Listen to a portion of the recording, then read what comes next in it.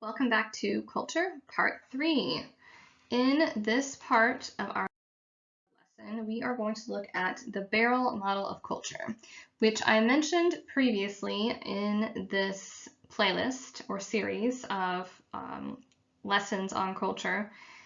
It is just a teaching tool or kind of a graphic organizer for the different aspects of culture. And I find it to kind of be to reference the lesson we just listened to, all-encompassing. It kind of includes almost every aspect of culture that you can think of, and you'll see what I mean in a minute. So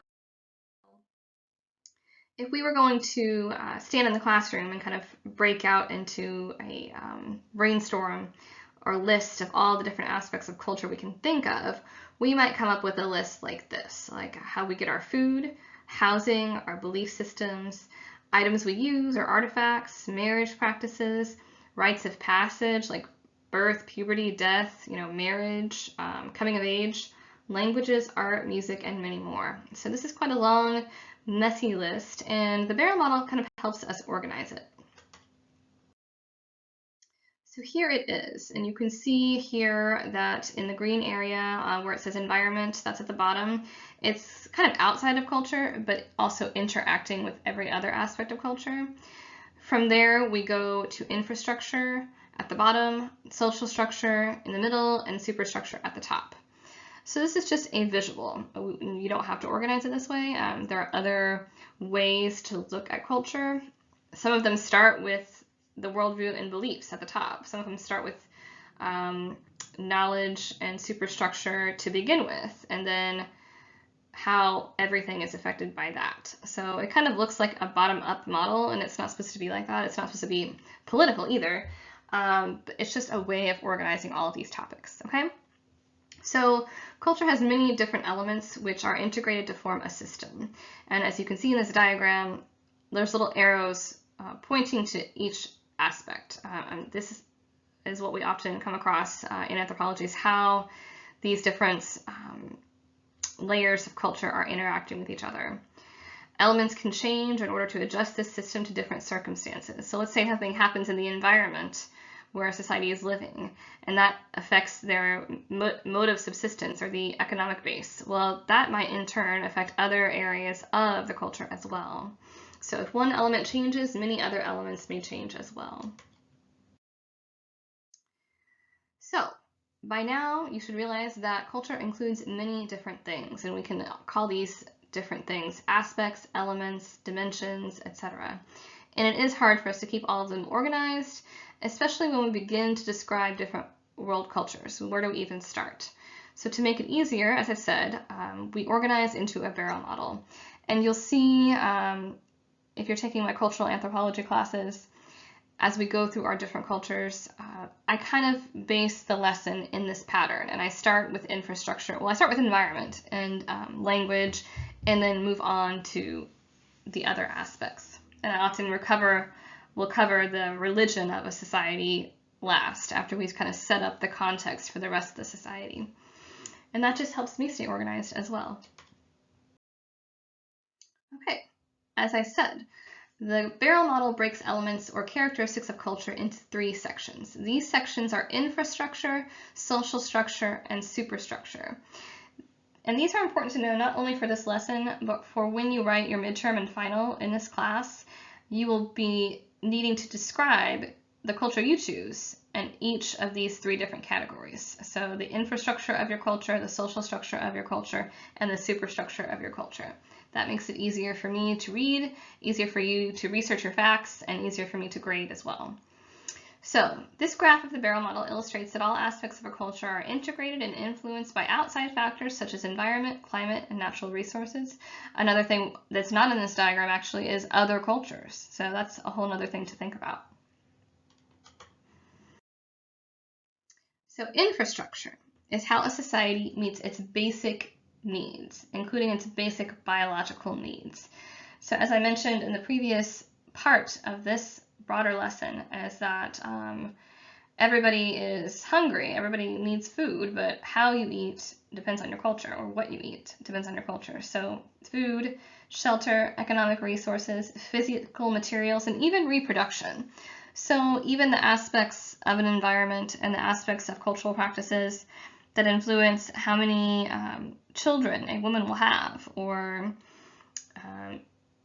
something as basic as that, the population level or something, the cultural attributes of a society can influence those, and the environment can influence those aspects and vice versa. So reproduction and kind of population, even like human ecology, which you might not have heard of before, might be addressed in this level of the barrel model in infrastructure.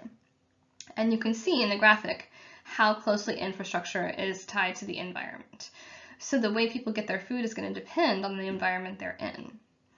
So most simply, infrastructure represents the physical or material aspects of culture. And by the way, what I just said there about how the way people get their food is depending on their environment, that sounds simple enough, but that can even be a controversial term. Other anthropologists might argue that people's social structure or beliefs influence their mode of subsistence. So we might talk about that later in the semester. For now, don't worry about it, but our anthropologists like to argue about everything. So even me just saying that the environment determines infrastructure is a little bit controversial. That borders on geographic determinism, which I don't necessarily subscribe to, but that's kind of what I'm saying throughout these last few lessons of how there are more than one ways to look at culture, and how you view the way the environment affects the rest, or the climate, geography, so on and so forth. How you view the way those things affect culture might kind of determine your school of thought in anthropology, and there are, of course, differing ones. Don't worry too much about that, just an interesting side note. Okay, so social structure that's the relationships, what I was mentioning a few lessons ago. Social structure involves social behaviors and systems of social and political organization. So I'm not just talking about familial relationships or friends, I'm talking about the way social structures are built in a society. So so we can talk about social structure broadly, or we could talk about it more specifically like social organization. This could mean the social hierarchy, like castes, class, the social inequality, the way resources are distributed in a society. That's one example. Other examples within social structure include kinship, marriage, family, households, leadership, and politics. So we could look at political systems. Who determines how is the political power determined, or the leadership determined in a society? Leadership would be in social structure. Warfare would be in social structure as well. But basically, social structure represents the behaviors and the relationships present in a culture. Superstructure. Now we're getting up to thought and knowledge and worldviews. So superstructure involves the ideas, core values, and worldviews of a society.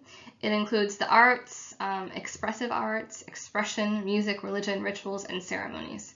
Most simply, superstructure represents the ideas of a culture. And it can involve the way the culture views itself in the universe.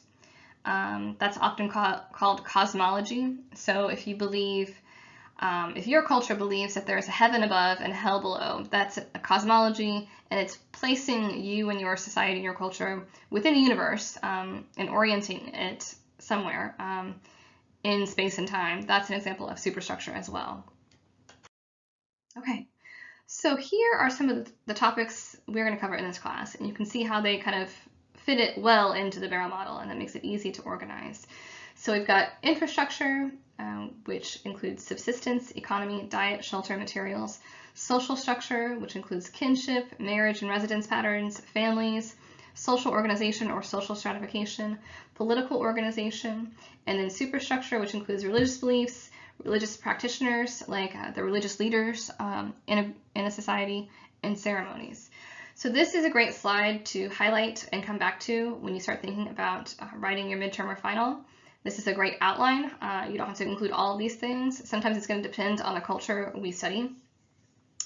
So we're going to be learning about all of these, and generally with each major topic here, I will cover a world culture that kind of exemplifies an interesting aspect of that culture's or that society's culture. For example, when we learn about the Trobriand Islanders, we'll focus on their economic system. They have many different types of economic exchanges, and they're very interesting. That's why I choose the Trobriand Islanders to highlight economic systems. When we cover the Nyimba, we'll focus on their unique marriages. So, I basically said this part at the end. You need to be familiar with this outline when writing your midterm and final. It will be very helpful